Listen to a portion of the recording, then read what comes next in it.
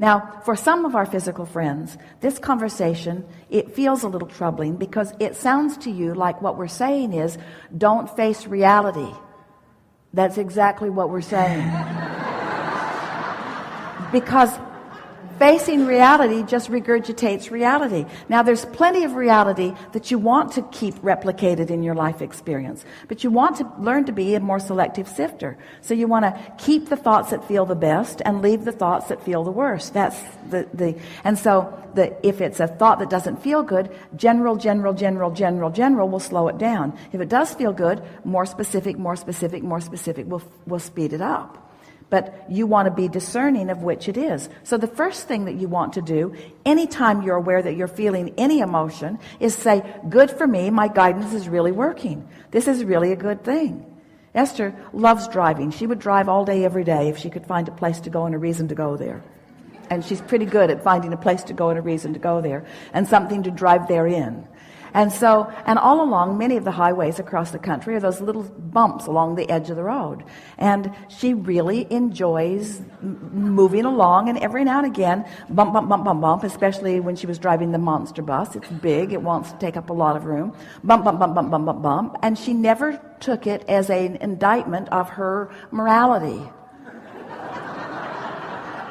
She never took it as an indication of her worthiness. She took it as an indication, keep going in this trajectory and you're going off the road. Guidance.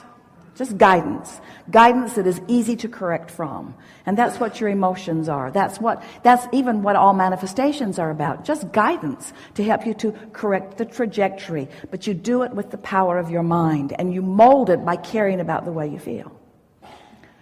Something more? Did we get there? Yes. I guess related to that is falling out of an airplane. Your analogy with falling out of an airplane. I do that pretty well.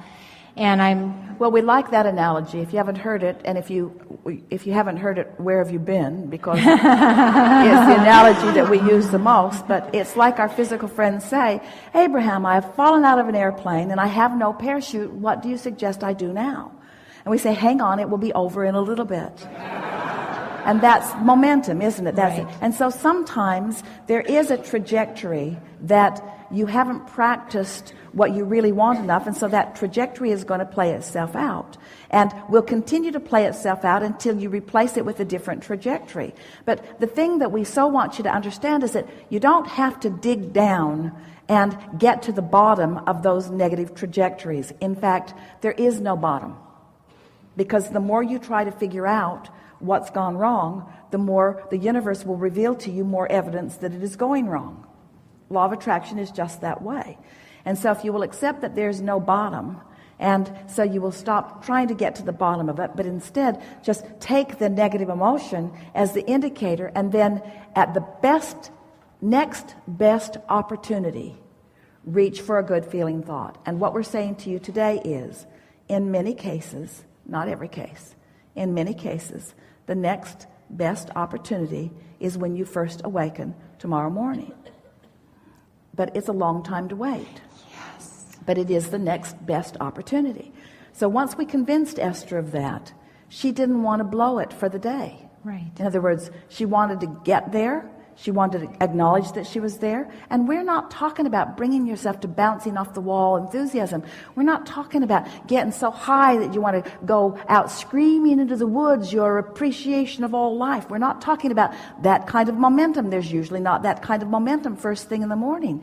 We're just talking about having a feeling of satisfaction, a feeling of well-being, a feeling of right place, right time, a feeling of isn't this a nice day, a feeling of at oneness with the universe, a feeling of appreciation that the sun is coming around whether you can see it behind the clouds or not, a realization that the earth is spinning in its orbit, and all things, most things that are important to you are really in a good place, and that everything is working out for you. Just make those general statements to yourself. Find someone who's easy to love and focus on them, or find something that you really appreciate and focus on that, or find something that doesn't have much dynamic in either case and just focus on that. In other words, sometimes Esther will just take a notebook and draw a room and move furniture around in the room just to see how it looks on paper, just for fun. Not for any reason except that as soon as she gets back to the property, there's a desk she wants to move into the guest house because it would be much more comfortable. She realizes there's no place to really get ready in the guest house, and there's a guest there with no place to really get ready. And so she got out her notebook and had the best time just drawing a place for a guest to get ready in the guest house. You see what we're getting at? Mm-hmm. Now, it might not seem like life-changing things, but anything that occupies your mind in a way that feels good to you means you're in vibrational alignment with source energy. So you can hold yourself steadily on things that don't feel very important to you. And in that steady place of non-resistance about things that don't feel very important to you, insight comes about things that do feel very important to you. But you can't get to very important things that really feel good to you from an awareness of the very important things that you want are not happening. In other words, there's too much of a vibrational gap. Where if you start in the middle, not feeling particularly bad or good, and reach for feelings of satisfaction, as you maintain that sort of momentum, what begins to happen is thoughts begin to flow. And isn't life made up of day-to-day, lifetime experiences? Aren't they the conversations? Isn't it the day-to-day movement that makes up the majority of your life? Don't you really want this moment to be one of satisfaction rather than distress? Don't you want this moment to be one of clarity rather than confusion? Don't you want to feel humorous? Don't you want to feel lighthearted about life and about others? Don't you want to feel eager about what you're doing or interested in your day? Don't you want to feel interested in whatever it is that you're watching on television or reading about? Don't you just love the feeling of energy moving? Don't you know those feelings that we're talking about? And we're wanting to remind you that this is Source reading with you, Source watching with you, Source speaking with you, Source creating with you. In other words, you're just not happy doing it alone, and yet you have relegated yourselves to doing it alone because somebody's convinced you that you got to prove your worthiness, which means you got to get off in the corner by yourself, and you got to prove what you're made of, which means you got to prove how much you're willing to suffer in order to get to the good stuff. And we say, you don't get to the good stuff through suffering. You get to the good stuff through savoring. You get to the good stuff through reaching for thoughts that feel good to you. So the fact that even a couple of times or more than that a day that I'm falling out of an airplane again, I don't need to get irritated with myself. I can just say, here I am. And maybe every time I can catch it a little sooner so that I can maybe not fall all the way down to the ground. Well stated. You just get better and better at this. And as our friend was talking about this being tethered to this high-flying disc, we want you to understand this bungee cord is really resilient. And really, when you think about it, you are eternally tethered to this vibration of well-being. In other words, you just can't separate yourself from it. You are eternally tethered to this vibration of well-being. And so what if you find a thought that doesn't allow you to be there? How are you going to know it? Can you imagine a sculptor taking a big clump of clay and just splatting it on the table and then complaining, well, I thought I'd be better at this. I don't like that at all. Or can you imagine an artist with his first paint and brush sort of trying to make something of it? And don't you want to mold it into place? And so when you begin to consciously and deliberately mold the energy, can't you give yourself, when a child is learning to walk and falls down, you say, get up, you little dummy. Or you don't say that, do you? You expect to be able to find your balance. And that's all we're talking about. Give yourself a break. Chill out. Don't ask yourself to be on the high-flying disc when this is the first time that you've really even focused upon it. It makes sense to you. You're feeling resonance with it. But you haven't been practicing getting there and staying there. You've been practicing observing what anybody's going to show you. And you've been trying to gravitate toward things that feel good. That's why you choose the friends you choose and the programs you watch and the books you read. We know that you are wanting to guide your life. You've just never guided it with this sort of infinitesimal care and attention and understanding. But you've never understood about vibration before. You've never understood about the power of leverage that comes from alignment. And now that you are understanding that, you can't go back. Jerry and Esther used to say quite often, we should change the disclaimer that you sign that lets you know that you're going to be recorded, maybe videotaped, and it might show up somewhere. And by the way, you can't go back. Once you understand that you are vibration, you will never be able to not understand that again, because you felt resonance with your source who has known it and wanted you to know it. And if we've said it in a way that you've heard it, now you know it and you can't go back from that. Now that you know that you are the creator of your own reality, you cannot go back from that. You can never again blame someone else without knowing it's not really your fault. We just rendezvoused on the Henri disc, and here we are together proving to each other where we are vibrationally. That's all that's going on here. It's not an indictment of our soul. It's not an indictment of our cleverness or our clarity. All it means is we just rendezvoused here because that's where we had our tuner tuned to. So here we are, enhancing one another's experience right here where we are. And so once you begin to acknowledge that when you wake up, it's your best chance, and you go for it and you accomplish it and you get some momentum going, and then the results of that day are better than any days that you've had lately, then it makes you sort of kind of want to do that more often, you see. And if you fall off, which you can't really fall off because you're eternally tethered, but if you're dangling down in there and in the yucky stuff, just laugh about it. This is just old stuff that I got going on. Doesn't have anything to do with what I currently know. I'm just still in the practicing phase of this. You'll get so good at it that it won't take hard work after a while.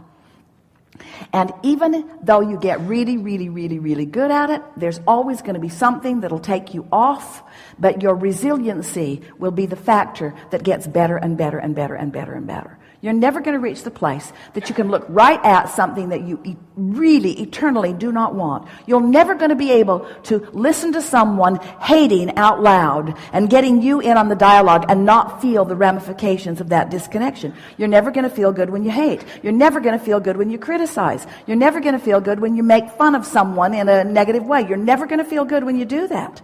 But you might be like a lot of people who have soothed yourself into that being all right. But those days are over, folks. Because once you find resonance with who you really are, you never feel good again.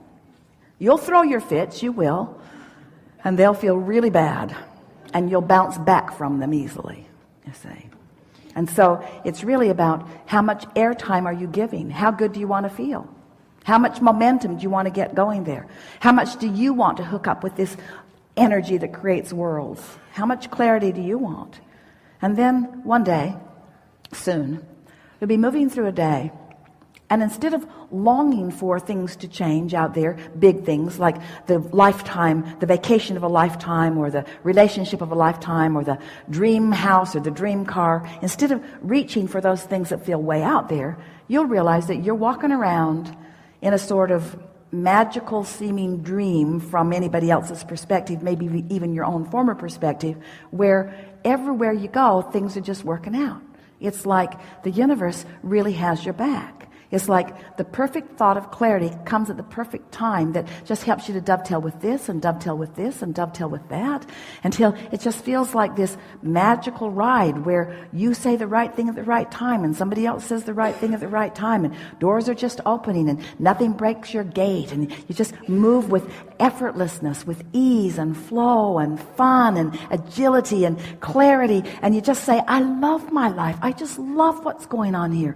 I would like to stay in this state forever and ever and ever and ever and ever and ever. And that's who you are. That's the state you intend to stay in. That's the state that is the most logical. And when you begin to sniff that out and practice it and hold it, there will be no turning back for you, you see. And when that momentum gets going, you'll be knocked over at the cleverness of the universe to keep you interested all day, every day. And you put yourself in your bed at night and you think, oh man, can it get any better than this? And you hear a resounding yes from the universe. Yes, not only can it, it is. Just wait till tomorrow. If you like today, just wait till tomorrow. And you wake up with expectation, see what's out there. And there it is, and there it is, and there it is. In the eyes of that person, and the smile of that person, the conversation of that person, and the insight flowing into your own mind, the rendezvousing that you begin doing with infinite intelligence as it's flowing through physical and non-physical alike all around you. And you say, now I get what life is about. We're here for the joy of it. We're here for the self-expression of it. We're here for the expansion of it, with infinite resources flowing to us and through us. No shortage of any kind. Only resources to assist and to guide and to revel, you see. Life's good. Life's really good. Thank you. Thank you very much. Very good.